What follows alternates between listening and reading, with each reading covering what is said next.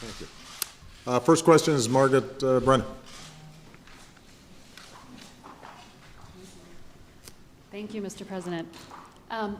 Given the Republican nominee's recent comments about the Khan family and his statement that if president, he would consider recognizing Russia's annexation of Crimea, does it make you question his fitness to be president?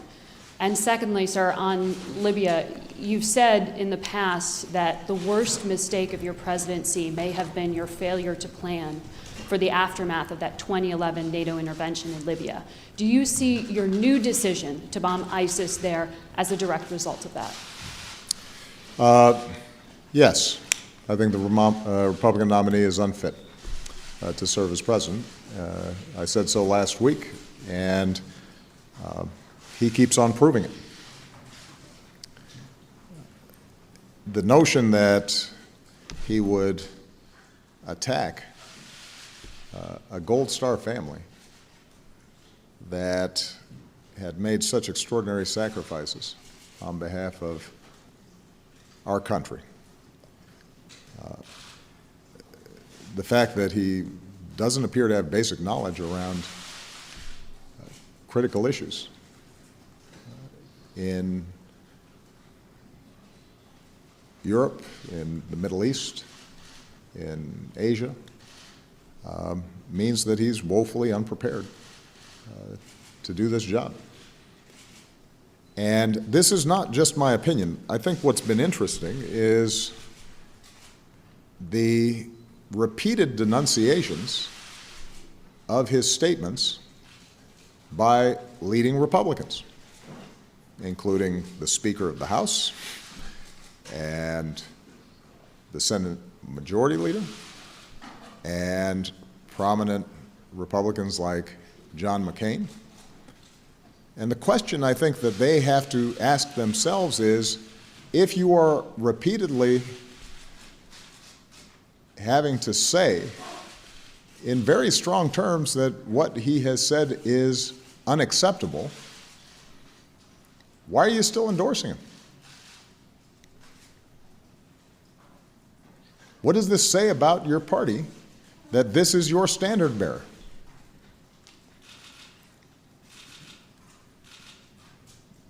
This isn't a situation where you have an episodic gaffe.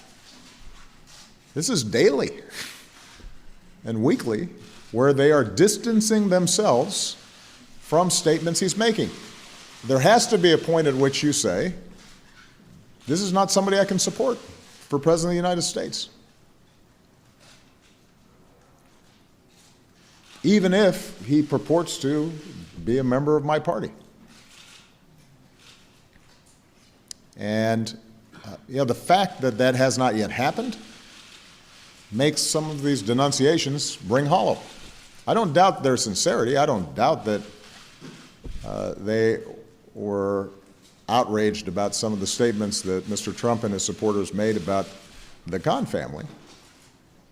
But there has to come a point at which you say, somebody who makes those kinds of statements doesn't have the judgment, the temperament, the understanding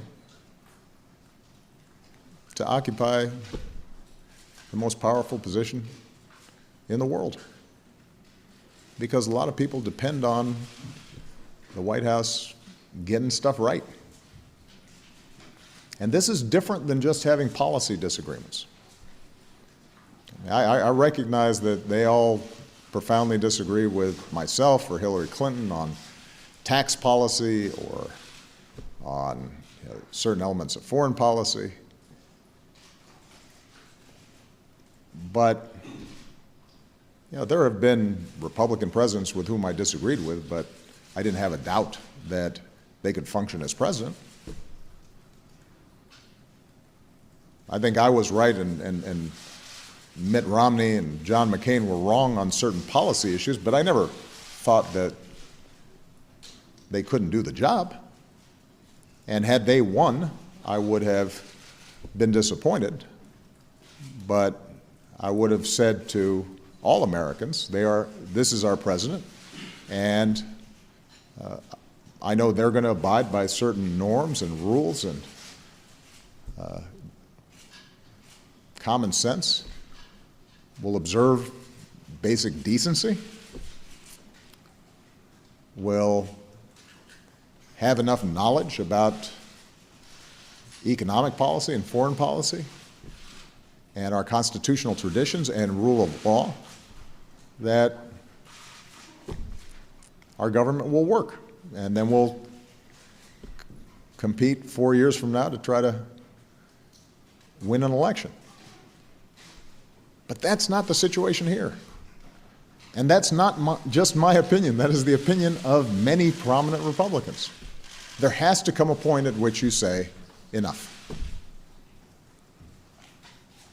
And the alternative is that the entire party, the Republican Party, effectively endorses and validates the positions that are being articulated by Mr. Trump. And as I said in my speech last week, I don't think that actually represents the views of a whole lot of Republicans out there. Thank you. Thank you very much, President. Thank you.